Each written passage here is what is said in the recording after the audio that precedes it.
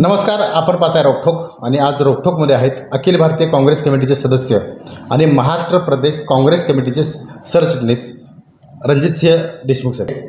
भैया, सध्या निवडणुकीचं वारं सुरू आहे आणि मी सुरुवात करणार आहे परवाच्या माजी मुख्यमंत्री पृथ्वीराज चव्हाण यांच्या वक्तव्यावरून. त्यांनी थेट दावा केलेला आहे की ही जागा खटावमानची काँग्रेसला घेणार. पुढची भूमिका कशी आहे? हा मतदारसंघ परंपरेने काँग्रेसचा आहे, त्याच्यामुळं पृथ्वीराज चव्हाणांनी जो दावा केलेला आहे तो अगदी बरोबर आहे. काँग्रेसचाच हा मतदारसंघ आहे.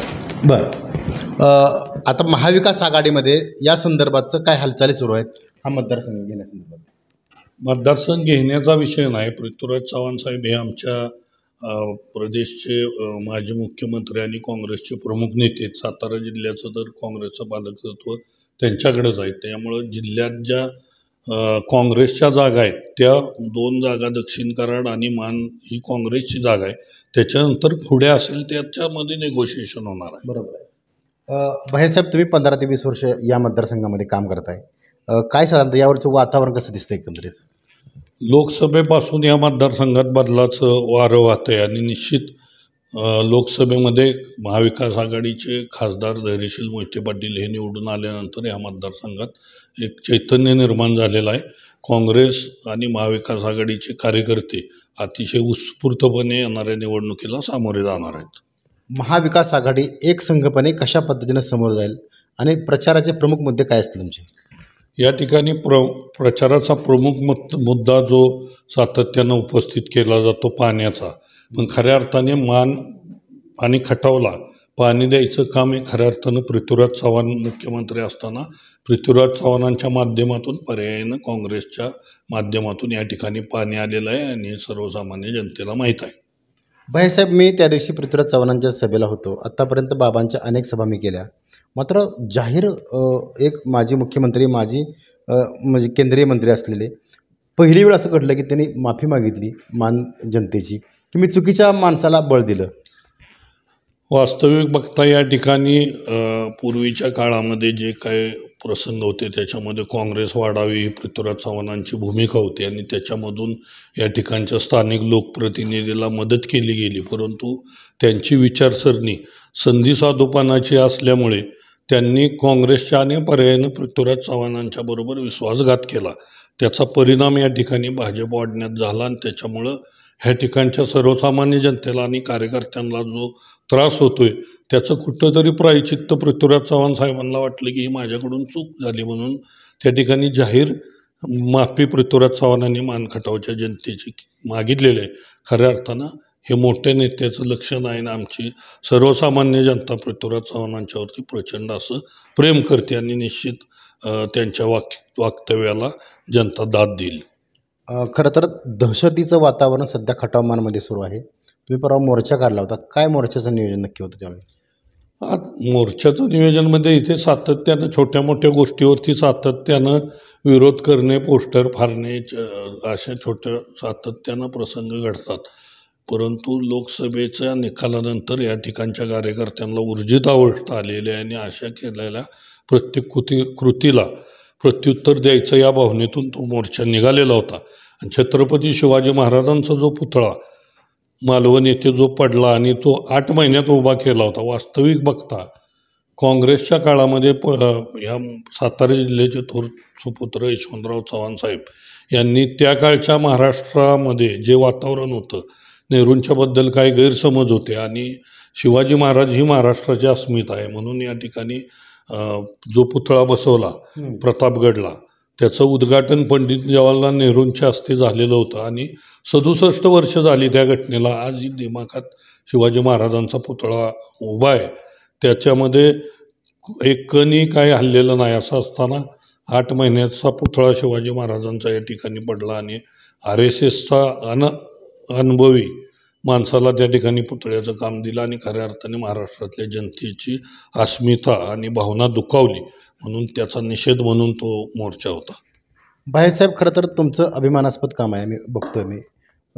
तर इथं औद्योगिकरण वाढलं पाहिजे ह्या दृष्टीने तुमचं प्रयत्न चालू असतात. मात्र आमदार इतके वर्ष असताना त्यांनी केलं काय नक्की नोकऱ्या संदर्भात?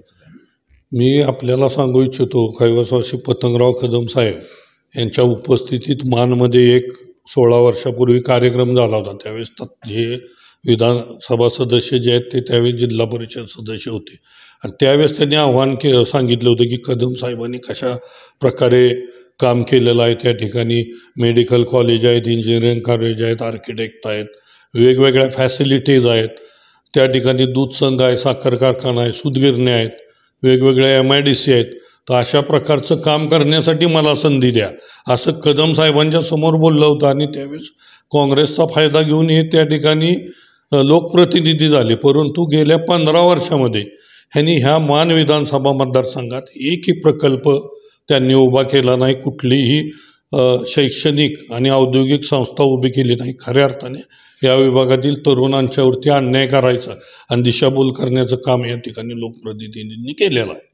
खरं तर खटाव मान विधानसभा मतदारसंघ एक खूप मोठी पार्श्वभूमी राजकीय आहे. मात्र गेल्या काही दिवसापासून मायनी मेडिकलचा जो मुद्दा आहे तो राज्यभर गाजतोय आणि खरंच म्हणजे दुर्दैव की आपल्या जिल्ह्यामध्ये इतकं दुर्दैव घडू शकतं असं. हे बघा, आत्ताच तुम्ही या ठिकाणी नवनिर्माण काय झालं का या संदर्भात विचारलं.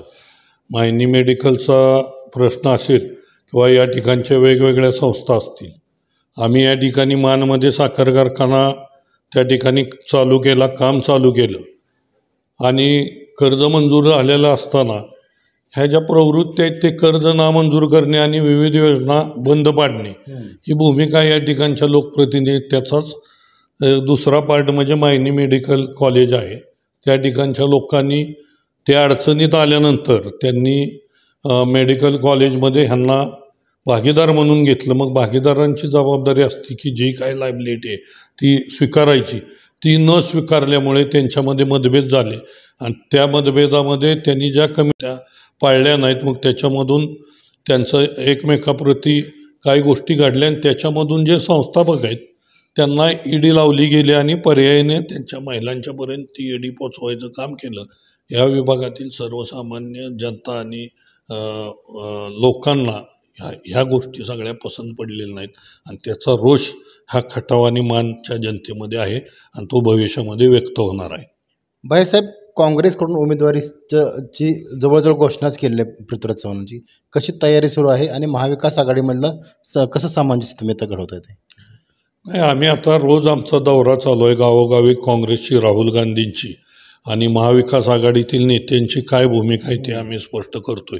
या विभागामध्ये पवार साहेबांना आणि पर्यायानं राष्ट्रवादीला मानणाराही वर्ग आहे आणि महाविकास आघाडीची भूमिका आम्ही लोकसभेमध्ये पार पाडलेली आहे आणि निश्चित विधानसभेमध्ये सुद्धा मला खात्री आहे की काँग्रेसचा मतदारसंघ आहे. काँग्रेस या ठिकाणी पवारसाहेबांच्या साथीनं जोमाने लढेल आणि त्यांना महाविकास आघाडीचे दुसरे नेते उद्धव ठाकरे साहेबांची जोमाने साथ मिळेल ह्याची मला खात्री आहे. तुम्ही विधानसभेला काँग्रेसकडून महाविकास आघाडीकडून उमेदवार म्हणून इच्छुक आहात. तुमच्या डोळ्यासमोर काही विजन असेल खटावमानचं, काय विजन आहे? या ठिकाणी औद्योगिकरण झालं पाहिजे, मोठ्या प्रमाणावर बेरोजगारी हटली पाहिजे आणि पाण्याचं सूक्ष्म नियोजन होऊन प्रत्येक शेतकऱ्याच्या बांधापर्यंत पाणी पोचलं पाहिजे आणि भविष्यामध्ये ह्याचं जे मार्केट आहे शेतीचं ते मोठ्या प्रमाणावर उपलब्ध करून शेतीमालाला भाव निर्माण करणं ही माझी मुख्य भूमिका असेल. तुम्ही तरुणांना काय आवाहन कराल? कारण राहुल गांधी तर तरुणांचं मेन केडर म्हणून आता काम करत आहेत. मतदारसंघाच्या तरुणांना काय आवाहन कराल तुम्ही? मी आपल्या मतदारसंघातील तरुणांना आवाहन करेल की भविष्यातल्या अडचणी असल्या तरी या ठिकाणी प्रतिकार करणारी युवकांची शक्ती आहे.